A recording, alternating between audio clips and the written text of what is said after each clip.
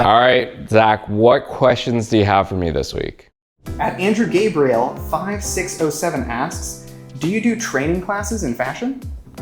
So we don't right now, and I don't plan on offering an online course anytime soon. But once the development center is done, I do plan on offering small workshops for people that work for brands so they can learn how to develop products with commercialization in mind. The idea could be learning how to create tech packs properly, all the technical call outs, how to review samples. So stay tuned for that. Once the development center is complete, there's gonna be so much more that we're gonna provide you guys in terms of education and content. At Schnappy981 asks, hi, I just received some samples from a manufacturer. We agree on the GSM of 250 t-shirt with 100% coned cotton. You get that heavy feeling. However, fabric, because of its weight, feels really stiff. We'd like a drape look and a heavy GSM. How can we achieve that goal? That goal being heavy GSM, but a drape look. Any responses over? Okay, so I think this is very common right now, especially in streetwear. Everyone's trying to go heavier and heavier in terms of their shirting fabrics. Draping, for those who don't know, is basically how does the fabric sit on the body? How does it conform to the body? How does it look ultimately in terms of its drape or aesthetic? When you're using heavier weight fabric, it does tend to be stiffer, so it's going to reduce its ability to drape. And oftentimes, especially around the arms, you're going to get it kind of bowing out and you get this kind of triangular look with heavier fabrics on the arms. What you can do is don't force the fabric to do something it's not going to do. Instead, accommodate the design to utilize the fabric in its best way possible. So oftentimes, if you're going to use a heavier weight fabric, change where your side seam is. Instead of doing a traditional shoulder, I would maybe look at a drop shoulder. So then you're not forcing the fabric to actually conform around the shoulder. By having a drop shoulder seam, you're able to move that seam down and have the fabric naturally just hang straight up and down. In terms of the body itself, there you can't really do a lot of changes in terms of changing the drape there, but that is what I would say for any type of garment where you're trying to use a heavier weight fabric.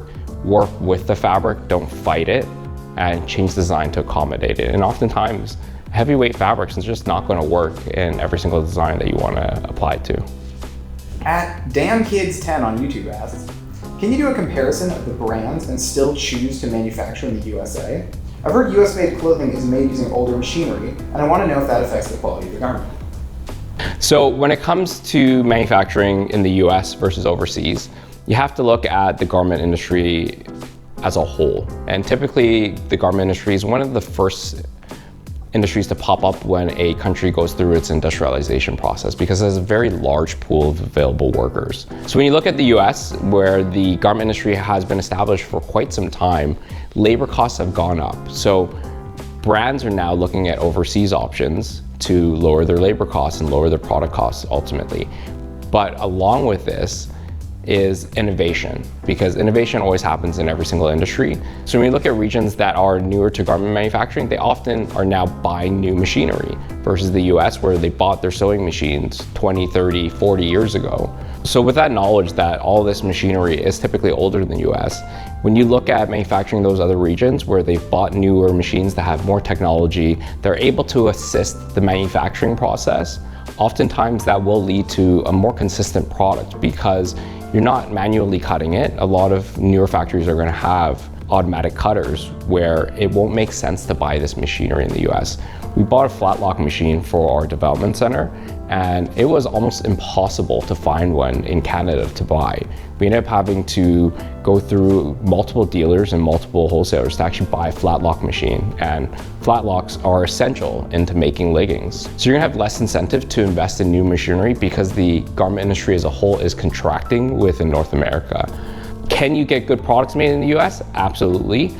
Will you get products that are at par for cheaper and sometimes even more consistent overseas? Yes. Ed Bachtel on YouTube says, for some reason, it felt really good to hear you stoked on a piece of clothing like this. So this is probably from the Psycho Bunny review.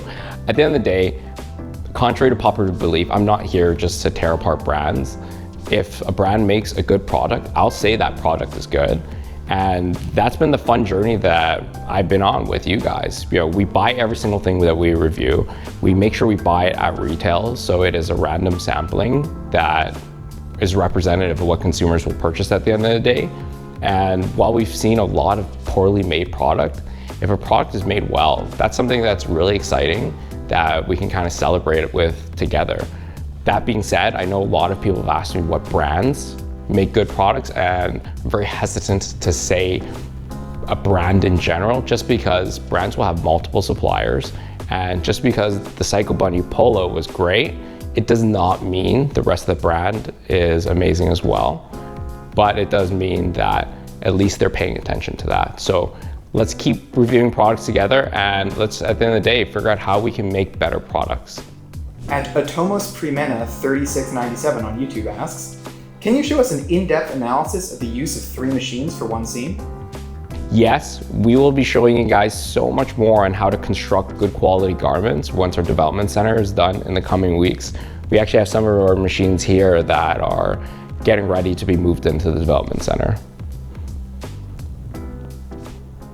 If you guys want to see more behind the scenes secrets on the fashion industry and learn more about how to create products and brands, be sure to like, comment, subscribe, and check out these videos.